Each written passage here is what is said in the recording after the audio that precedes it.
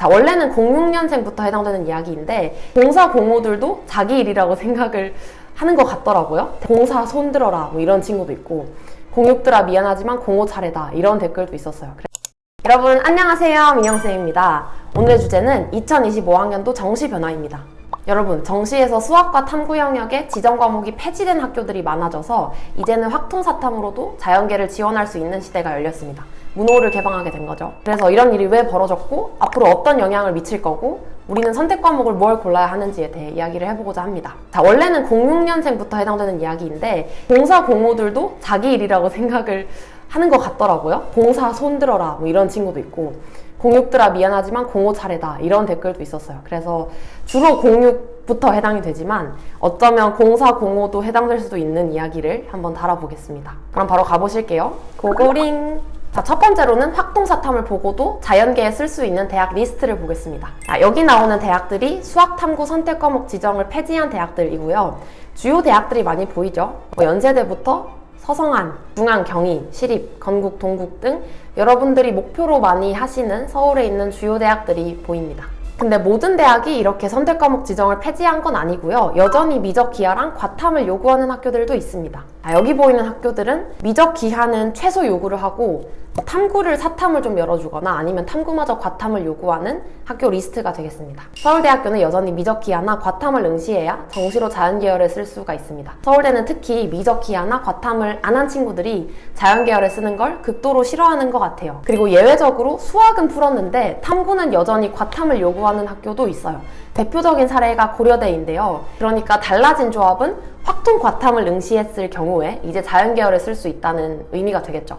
근데 미적 사탐은 좀 있어도 확통 과탐은 흔한 조합은 아니기 때문에 실질적으로 영향이 클 것 같지는 않은 학교들이 되겠습니다. 그러면 왜 이렇게 문호를 개방하게 된 걸까요? 아무래도 대학들의 전반적인 분위기는 교차 지원으로 문과 일부 학과들이 황폐화되는 걸 막으려고 하는 것 같아요. 그리고 지금까지 자연계열에 쓸 때는 선택 과목 제한이 있었고 인문계열에 쓸 때는 선택 과목 제한이 없었잖아요. 왜 기존에 이렇게 되어 있었는가 하면 수학 가나형 시절로 거슬러 올라가야 됩니다. 수학 가형, 나형을 분리해서 응시하던 시절에 수학 나형의 표점이 가형에 비해 8에서 9점쯤 높게 나왔었어요. 지금이랑 반대죠. 그래서 나형의 표점이 높게 나오니까 그냥 가만히 두면 나형의 표점을 이용해서 자연계 학과로 교차 지원이 가능해진단 말이죠. 그래서 자연계 학과들이 표점 차이로 교차 지원 들어오는 걸 막는 차원에서 지정 과목을 뒀던 거죠. 그러면 자연계는 선택 과목 지정이 있기 때문에 인문계 학생들이 쓸 수가 없고 인문계는 선택 과목 지정이 없지만 어차피 표점이 수학 나형 학생들이 높으니 구조적으로 지원하기가 어렵게 되어 있었던 거죠. 그래서 대학들이 기존의 요강들을 그대로 갖다 쓴 거죠. 근데 모집 요강은 같지만 수능이 바뀌어버렸죠. 바뀐 수능에서는 반대로 미적 기하 응시한 학생들의 표준 점수가 확통 응시자들보다 더 높게 나오게 됩니다. 그런데 인문계열은 여전히 선택 과목 지정이 없다 보니 이제는 표준 점수 차이로 교차 지원을 하기가 굉장히 용이해진 거예요.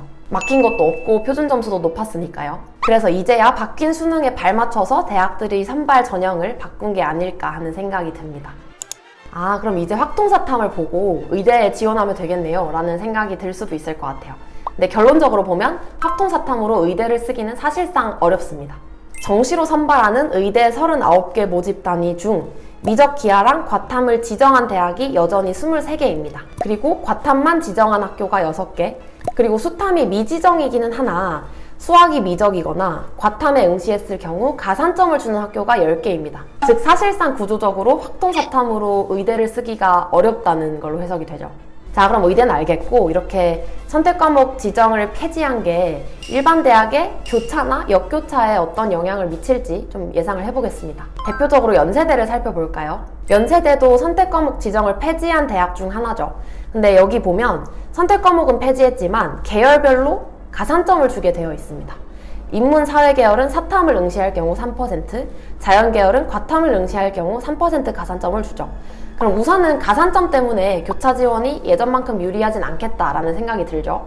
자, 근데 가산점을 주는 정도를 보니 3%를 준다고 나와 있는데 이 3%의 위력이 어느 정도냐? 변표를 따로 보정하지 않았다고 가정할 경우 3% 가산점이면 100분위 90이 넘는 구간에서 대략 2점 정도 이득이 있을 걸로 예상이 됩니다. 근데 마침 작년 성대가 정시에서 딱 사탐에 변표 2점을 조정해줬어요. 그래서 비슷한 효과가 있었던 성대를 좀 살펴보면 변표를 2점 손봐줬더니 비슷한 급 간의 다른 대학들 대비 교차 비율이 낮은 걸 확인할 수가 있습니다. 서강대는 약 73%, 한양대는 상경 86, 인문 41%인데 성균관대는 교차 비율이 약 26%로 유의미하게 낮은 편이죠. 그래서 변표를 손봐줬을 경우 이렇게 교차 비율이 낮았는데 가산점을 연대에서 주는 정도가 성대의 변표 조정한 정도와 비슷할 것으로 예상이 되니 아마 연세대학교도 유의미하게 교차 비율이 좀 떨어질 것으로 예상이 됩니다. 게다가 연세대학교는 정시 반영비에도 변화가 있었는데요. 기존 반영비부터 보면 똑같은 연세대학교인데 자연계 학생들을 선발할 때는 국수탐 비율이 2대 3대 3이고 인문계 학생들을 선발할 때는 2대 2대 1입니다.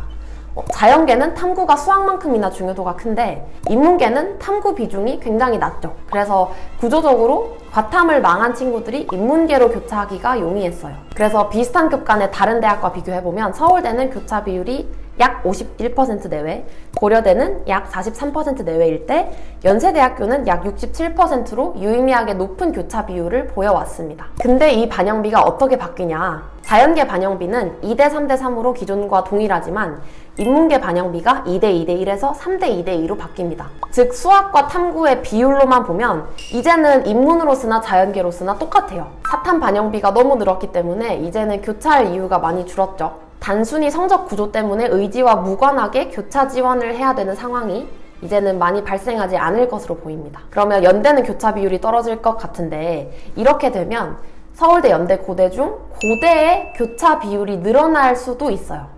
풍선 효과처럼 기존에 교차를 했을 법한 친구들이 연대에서 교차하기가 불리해졌으니까 그러면 이제 대안으로 고려대를 좀 보겠죠. 아까 본 것처럼 서성안에서도 성대에서 교차가 용이하지 않으니 한양대 교차 비율이 높았던 것처럼 마찬가지로 연고대 사이에서도 이러한 교차 비율 변동이 있을 수도 있겠네요.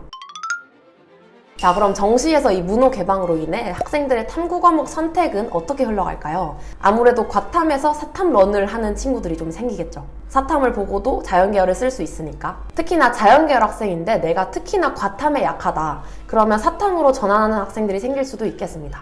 왜냐하면 공부량 자체가 과탐이 사탐에 못해도 3배 정도는 되잖아요. 그래서 생명이나 지학 같은 걸 하나 하고 과 학생들이 접근하기 좋은 사탐 과목, 즉 경제나 사문 같은 걸 하나 껴서 1과탐, 1사탐 조합으로 수능에 응시하는 학생들도 생기겠습니다. 예전에는 과탐을 봐야 자연계에 쓸 수 있으니까 내가 과탐이 4등급이 나오든 5등급, 6등급이 나오든 그냥 눈물을 머금고 과탐에 머물러 있는 학생들이 있었잖아요. 그냥 과탐을 안고 죽어버리는. 근데 이제는 그럴 필요가 없죠.